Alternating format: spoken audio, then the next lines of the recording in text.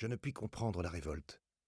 Ma race ne se souleva jamais que pour piller, tels les loups à la bête qu'ils n'ont pas tuée. Je me rappelle l'histoire de la France, fille aînée de l'Église. J'aurais fait, manant, le voyage de Terre Sainte. J'ai dans la tête des routes dans les plaines souabes, des vues de Byzance, des remparts de Solim. Le culte de Marie, l'attendrissement sur le crucifié s'éveille en moi parmi 1000 féeries profanes. Je suis assis, lépreux, sur les peaux cassées et les orties, au pied d'un mur rongé par le soleil.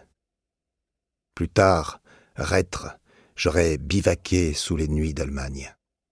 Ah, encore! Je danse le sabbat dans une rouge clairière avec des vieilles et des enfants. Je ne me souviens pas plus loin que cette terre-ci et le christianisme. Je n'en finirai pas de me revoir dans ce passé. Mais toujours seul, sans famille. Même, quelle langue parlais-je? Je ne me vois jamais dans les conseils du Christ, ni dans les conseils des seigneurs, représentants du Christ. Qu'étais-je au siècle dernier? Je ne me retrouve qu'aujourd'hui. Plus de vagabonds, plus de guerres vagues. La race inférieure a tout couvert. Le peuple, comme on dit, la raison, la nation et la science. Oh, la science! On a tout repris. Pour le corps et pour l'âme. Le viatique, on a la médecine et la philosophie, les remèdes de bonnes femmes et les chansons populaires arrangées, et les divertissements des princes, et les jeux qu'ils interdisaient. Géographie, cosmographie, mécanique, chimie. La science, la nouvelle noblesse, le progrès. Le monde marche. Pourquoi ne tournerait-il pas? C'est la vision des nombres. Nous allons à l'esprit. C'est très certain, c'est oracle ce que je dis. Je comprends. Et ne sachant m'expliquer sans paroles païennes, je voudrais me taire.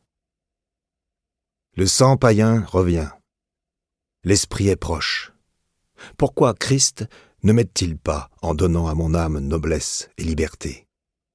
Hélas, l'Évangile a passé, l'Évangile. J'attends Dieu avec gourmandise. Je suis de race inférieure de toute éternité.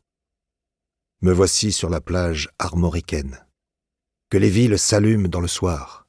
Ma journée est faite. Je quitte l'Europe. L'air marin brûlera mes poumons. Les climats perdus me tanneront. Nager, broyer l'herbe, chasser, fumer surtout. Boire des liqueurs fortes comme du métal bouillant, comme faisaient ses chers ancêtres autour des feux. Je reviendrai avec des membres de fer, la peau sombre, l'œil furieux. Sur mon masque, on me jugera d'une race forte. J'aurai de l'or. Je serai oisif et brutal. Les femmes soignent ces féroces infirmes, retour des pays chauds. Je serai mêlé aux affaires politiques, sauvé. Maintenant je suis maudit. J'ai horreur de la patrie. Le meilleur, c'est un sommeil bien ivre sur la grève. On ne part pas. Reprenons les chemins d'ici, chargés de mon vice. Le vice qui a poussé ses racines de souffrance à mon côté dès l'âge de raison, qui monte au ciel, me bat, me renverse, me traîne. La dernière innocence et la dernière timidité. C'est dit.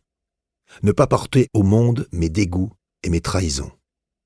Allons, la marche, le fardeau, le désert, l'ennui et la colère. À qui me louer? Quelle bête faut-il adorer? Quelle sainte image attaque-t-on? Quel cœur briserai-je? Quel mensonge dois-je tenir? Dans quel sang marcher? Plutôt se garder de la justice. La vie dure, l'abrutissement simple. Soulever, le poing desséché, le couvercle du cercueil, s'asseoir, s'étouffer. Ainsi point de vieillesse, ni de danger. La terreur n'est pas française. Ah, je suis tellement délaissé que j'offre à n'importe... Pour continuer à écouter ce livre audio gratuitement, cliquez sur le lien dans la description et vous pourrez l'écouter en entier sans frais grâce à l'essai de 30 jours d'Audible.